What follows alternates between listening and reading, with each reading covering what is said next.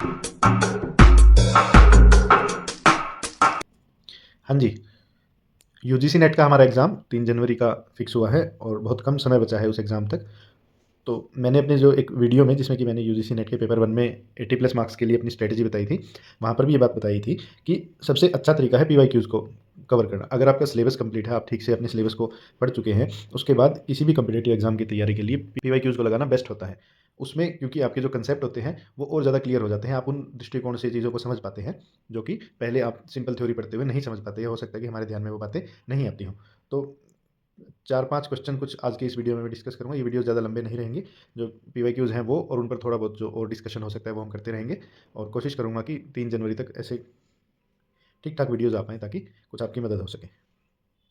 तो आज की वीडियो में जितने भी क्वेश्चन्स पर हम डिस्कशन करेंगे ये सब के सब अभी रिसेंटली जो हमारा एग्ज़ाम हुआ था, री-एग्ज़ाम जिसे आप कहें, जो जून 2024 वाला कैंसल हो गया, अगस्त में दोबारा हमारा एग्ज़ाम हुआ था, उसमें से आज के पाँचों ये 5 क्वेश्चन हैं, ये लिए गए हैं। ये क्वेश्चन ये देखिए, संस्कृत आयोग 1956 से 57 में जो गठित हुआ था, उसकी अध्यक्षता किसने की थी? तो ऑप्शंस में से इसका जो आंसर है वो है सुनीति कुमार चटर्जी ने। अब संस्कृत आयोग जैसे कि नाम से ही है, संस्कृत भाषा के प्रचार-प्रसार के लिए, उसकी शिक्षा के लिए और इसकी उपयोगिता क्या हो सकती है, इन सब बातों पर फ़ोकस्ड था और इसने जो है अपनी जो रिपोर्ट्स वगैरह सौंपी थी, उसके आधार पर 15 अक्टूबर 1970 को भारत सरकार ने एक राष्ट्रीय संस्कृत संस्थान की स्थापना की थी। इस आयोग की रिकमेंडेशन पर यह संस्थान जो है स्थापित किया गया था, जिसे कुछ समय पहले एक यूनिवर्सिटी में, मल्टी सब्जेक्ट यूनिवर्सिटी में कन्वर्ट कर दिया गया है। अच्छा, ये संस्कृत आयोग प्रथम था, क्योंकि इसके बाद 2014 में आकर एक और आप कह लीजिए द्वितीय संस्कृत आयोग जो है गठित किया गया है। तो अगर उस पर भी क्वेश्चन आ सकता है, तो उसके अध्यक्ष हैं श्री सत्यव्रत शास्त्री जी।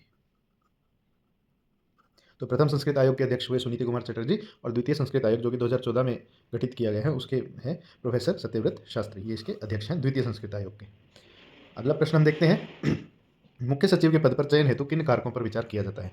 यहाँ हालांकि प्रश्न में क्लियर नहीं किया गया था, लेकिन यहाँ पर जो ऑप्शन में मुख्यमंत्री शब्द आया तो हम ये समझ सकते हैं कि ये राज्य के स्तर पर मुख्य सचिव के चुनाव की बात यहाँ की जा रही है। तो जो ऑप्शन अवेलेबल हैं, इनमें से एक से ज़्यादा कारक भी हो सकते हैं। उस आधार पर अलग अलग ऑप्शन यहाँ दिए हुए थे कि सिर्फ ए है, ए बी सी है, ए बी सी डी है, या कुछ इस तरह के ऑप्शन थे। तो इनमें से आप देखिए, वरिष्ठता को कंसीडर किया जाता है, सेवा रिकॉर्ड यानी कि जो उनका सर्विस रिकॉर्ड है, किस तरह की सर्विस उन्होंने दी है, कुछ उनकी अच्छी अचीवमेंट्स भी उसमें होती हैं, और किसी भी एम्प्लॉय की जो सर्विस बुक होती है उसमें उसका हर प्लस माइनस का लेखा जोखा होता है। कार्य निष्पादन यानी कि उनकी जो परफॉर्मेंस है, और मेरिट के आधार पर यानी कि श्रेष्ठता के आधार पर भी वो ये निर्णय लिया जाता है। मुख्यमंत्री का विश्वास पत्र होना बहुत ज़रूरी है, क्योंकि मुख्य सचिव सभी विभागों के कार्यों को जो है एक तरह से कोऑर्डिनेट करता है, और उसे मुख्यमंत्री का विश्वास पत्र होना बहुत ज़रूरी है। मंत्रिमंडल सचिव का परामर्श इसके लिए ज़रूरी नहीं होता है। तो हमारा जो ऑप्शन आंसर के लिए बनता है वो बनता है ए, बी और सी का कॉम्बिनेशन। ये इसका सही आंसर होता है। अगला एक और प्रश्न है, लोक नीति के क्रियान्वयन के संगठित अराजकता मॉडल का संबंध किससे है? अब संगठित अराजकता मॉडल या और भी बहुत सारे जो मॉडल थे लोक नीति निर्माण के, क्रियान्वयन के कह लीजिए, उस पर डिटेल में चर्चा की गई है वीडियो में। उस वीडियो का टाइटल भी यही है, लोक नीति के नीति निर्माण के मॉडल्स। तो आप वो वीडियो भी देख सकते हैं, वहाँ पर संगठित अराजकता का भी जिक्र है। यहाँ इस प्रश्न की बात करते हैं, तो ऑप्शन दिए हैं समस्या संबंधी प्रवाह से, राजनीतिक प्रवाह से, नीति प्रवाह से या बजट प्रवाह से। तो यहाँ पर देखिए, ये प्रवाह शब्द आ रहा है, तो इसको हम समझ लेते हैं क्या होता है। उससे पहले संगठित अराजकता मॉडल की थोड़ी सी शॉर्ट में मैं चर्चा करना चाहूँगा यहाँ पर।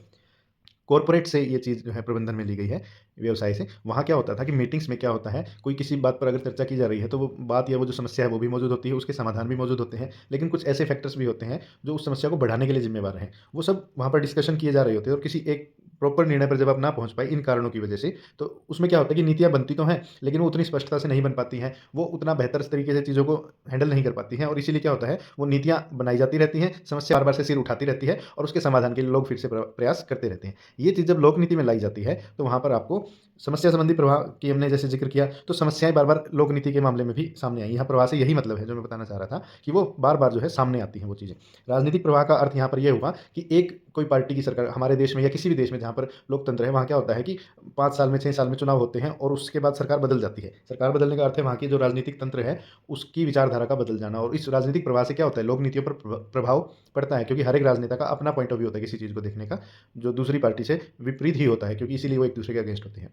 नीति प्रवाह की बात करें तो जिस तरह से राजनीति बदल जाती है सरकार के बदल जाने से, तो उसके साथ-साथ उनकी नीति भी बदल जाती है। तो इसीलिए संगठित अराजकता मॉडल में ये तीनों तत्व तो शामिल होते हैं, यानी कि जहाँ पर समस्या बदलती रहेंगी, राजनीतिक तत्व बदलते रहेंगे और नीतियाँ बदलती रहेंगी, उसकी वजह से वहाँ पर क्या होगा, एक अराजकता बनी रहेगी, और लोक नीति जो है उसकी वजह से स्थिर नहीं रह पाती है और अच्छे से कार्य नहीं कर पाती है। बजट के प्रवाह का इस पर कोई प्रभाव नहीं पड़ता है, इसलिए हमारे आंसर में ये 3 जो फैक्टर हैं, ये शामिल होते हैं। ए, बी और सी को मिला के जो हमारा आंसर इसका सही आता है। इसके द्वारा राष्ट्रीय बाल अधिकार संरक्षण आयोग की स्थापना की गई। अब यहाँ पर जो ऑप्शन दिए गए थे, देखिए कोई भी आयोग या बोर्ड जब गठित किया जाता है तो उसके लिए कुछ तरीके होते हैं, जैसे कि संविधान में उसकी स्थापना के लिए निर्देश दिए जा सकते हैं, तो वो संवैधानिक संगठन कहलाते हैं। बाद में किसी तरह की धारा को उसमें जोड़कर संविधान के अंदर उसे लागू किया जाता है तो उसे वैधानिक कहा जाता है। या कई बार सिर्फ कार्यपालिका के अधिनियम के द्वारा या संसद के अधिनियम के द्वारा भी संस्थानों की स्थापना कर दी जाती है। इसमें हमने सूत्र अभिकरणों के आयोग और बोर्ड वाला जो वीडियो है उसमें डिस्कशन किया है, उस वीडियो का लिंक आपको यहाँ मिल जाएगा, वहाँ पर देखिए, थोड़ा प्रॉपर तरीके से समझ में आ जाएगा। हालांकि इस पर्टिकुलर आयोग के ऊपर उस वीडियो में बात नहीं की गई थी, पर ये क्वेश्चन में आया है, national commission on protection of child rights, बच्चों के अधिकार की सुरक्षा के लिए राष्ट्रीय बाल अधिकार संरक्षण आयोग जो बनाया गया, किस के अंतर्गत इसकी स्थापना की गई थी? तो संसद में अधिनियम लाया गया था दिसंबर 2005 में। दिसंबर 2005 में यह अधिनियम लाया गया था। इस पर चर्चा के परिणाम स्वरूप जो है इसको मान लिया गया और मार्च 2007 में इस आयोग की स्थापना कर दी गई थी। ये आयोग की स्थापना का वर्ष है। इस वर्ष में इसके लिए जो है चर्चा के लिए इसे संसद में प्रस्तुत किया गया था। अब हमारा संविधान भी कहता है कि बच्चों के अधिकारों की रक्षा की जाए। किसी भी देश के संविधान में जो कमज़ोर वर्ग होते हैं, महिलाएं, बच्चे, बुजुर्ग और गरीब तबका, सामाजिक रूप से पिछड़े लोग, उन सबके लिए कोई ना कोई प्रावधान होते ही हैं। तो हमारे संविधान में बच्चों की सुरक्षा के लिए, बाल अधिकारों की सुरक्षा के लिए प्रावधान है। इसके अलावा एक संयुक्त राष्ट्र की संस्था है, क्योंकि संयुक्त राष्ट्र आजकल हर एक देश की नीतियों में अपना दखल रखता है, तो United Nations convention on child rights, ये एक संस्था है, एक तरह की समिति कह लीजिए आपको।